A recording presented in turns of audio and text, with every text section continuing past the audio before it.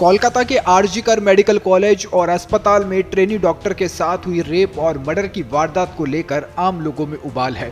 देश भर के अस्पतालों में डॉक्टर और स्वास्थ्य कर्मी इस जघन्य अपराध के विरोध में प्रदर्शन कर रहे हैं। उनकी मांग है कि डॉक्टरों और मेडिकल स्टाफ के साथ अस्पतालों की सुरक्षा सुनिश्चित करने के लिए सरकार सख्त कानून बनाकर जल्द से जल्द इसे लागू करे। कलकत्ता हाईकोर्ट के निर्देश पर सीबीआई इस केस की अब जांच कर रही है, लेकिन केंद्रीय जांच एजेंसी इस वारदात को 4 एंगल से खंगाल रही है। सीबीआई ने आरजीकर मेडिकल कॉलेज के पूर्व प्रिंसिपल संदीप घोष से आज चौथे दौर की पूछताछ की है। संदीप घोष से लगातार हो रही पूछताछ से साफ है कि सीबीआई उनके जवाबों से संतुष्ट नहीं है। पूर्व प्रिंसिपल के जवाबों में विरोधाभास है। दरअसल अस्पताल से पीड़िता के परिवार को कॉल करके सबसे पहले सुसाइड की थ्योरी गढ़ी गई थी। क्राइम सीन को पूरी तरह सुरक्षित नहीं किया गया था। इसे लेकर भी सीबीआई संदीप घोष से पूछताछ कर रही है। वहीं दूसरा एंगल सीबीआई का आरजीकर हॉस्पिटल के 4 मेडिकल स्टूडेंट से भी पूछताछ करने को लेकर है। इन स्टूडेंट्स से सबसे पहले भी सीबीआई की टीम पूछताछ कर चुकी है। ये वही स्टूडेंट्स हैं जिन्होंने उस रात वारदात से पहले पीड़िता के साथ में डिनर किया था। सीबीआई इन छात्रों के जरिए वारदात की रात का सच जानने की कोशिश कर रही है। वहीं पीएम रिपोर्ट से पता चलता है कि पीड़िता की बॉडी पर 14 से ज्यादा जख्मों के निशान मिले हैं। पीड़िता के साथ बुरी तरह से मारपीट हुई। जाहिर है वो चीखी चिल्लाई होगी। क्या किसी ने उसकी आवाज नहीं सुनी क्या? अस्पताल में उस रात किसकी क्या मूवमेंट थी? सीबीआई की टीम इन 4 मेडिकल स्टूडेंट से ये पता लगाने में जुट गई है। वहीं तीसरे एंगल की बात करें तो सीबीआई की एक टीम जिसमें महिला अधिकारी भी शामिल है, पीड़िता के परिवार से पूछताछ करने में जुटी है। पीड़िता के कौन कौन से करीबी दोस्त थे, अस्पताल के बारे में पीड़िता क्या क्या बातें बताती थी, किन किन लोगों से उसकी रोजाना बातचीत होती थी, ये सब बातें सीबीआई उसके परिजनों से पता लगाने की कोशिश कर रही है। क्या पीड़िता कोई डायरी भी लिखती थी, ये भी पता लगाने की कोशिश केंद्रीय जांच एजेंसी यानी सीबीआई कर रही है। वहीं सीबीआई की टीम ने दिल्ली से कोलकाता पहुंचे सेंट्रल फॉरेंसिक साइंस लेबोरेटरी के अधिकारियों के जरिए आरोपी संजय राय का साइकोलॉजिकल टेस्ट भी करवाया है। इस टेस्ट के जरिए आरोपी के दिमाग और उसके व्यवहार को समझने की कोशिश सीबीआई ने की है। आरोपी से सीबीआई की टीम भी पूछताछ करने में जुटी हुई है। तो सीबीआई इन 4 एंगल्स के जरिए इस मामले की अब जांच कर रही है। वहीं भाजपा भी इस ममता बनर्जी सरकार पर हमलावर हो चुकी है। आज भाजपा की तरफ से क्या कुछ कहा गया वो भी आप सुनिए। Mamata Banerjee has become Mamata the destroyer.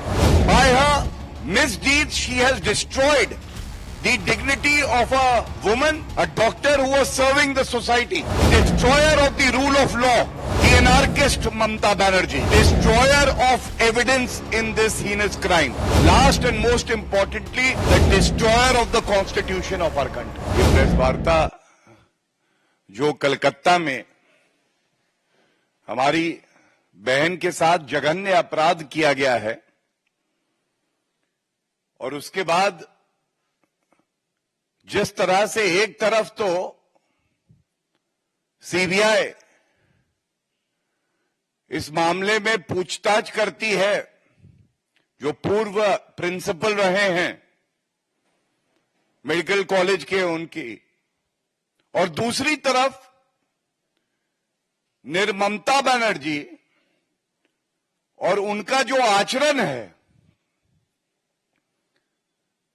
आज पूरे देश में उसको देखकर आक्रोश है। ममता बनर्जी पश्चिम बंगाल की वो मुख्यमंत्री हैं जिनके पास गृह मंत्रालय भी है और उसके साथ ही स्वास्थ्य मंत्रालय भी है। और आज ये प्रेस वार्ता का मुख्य मकसद यह है इंसाफ, इस्तीफा और इकबाल। इंसाफ मिलेगा जो हमारी बहन है जिसके साथ जघन्य अपराध हुआ, बलात्कार हुआ और हत्या कर दी गई, उसके परिवार को इस्तीफा देना चाहिए ममता बनर्जी को। और अभी प्रेस वार्ता में मैं आपके सामने जो बिंदु रखूंगा ये प्रेस वार्ता हम जरूर कर रहे हैं, लेकिन आज ये जनता की आवाज है जो पश्चिम बंगाल से लेके हर प्रदेश में जो आम नागरिक है, जो महिलाएं हैं, जो डॉक्टर हैं, जो अधिवक्ता हैं, आज सब आक्रोशित भी है, आंदोलित भी हैं। सबसे पहले हमें ये कहते हुए कष्ट है that Mamata Banerjee has become Mamata the destroyer. In essence, what is she destroying? That is very important to know. By her misdeeds, she has destroyed the dignity of a woman, a doctor who was serving the society. She is a destroyer of the rule of law. The anarchist Mamta Banerjee. She is the destroyer of evidence in this heinous crime.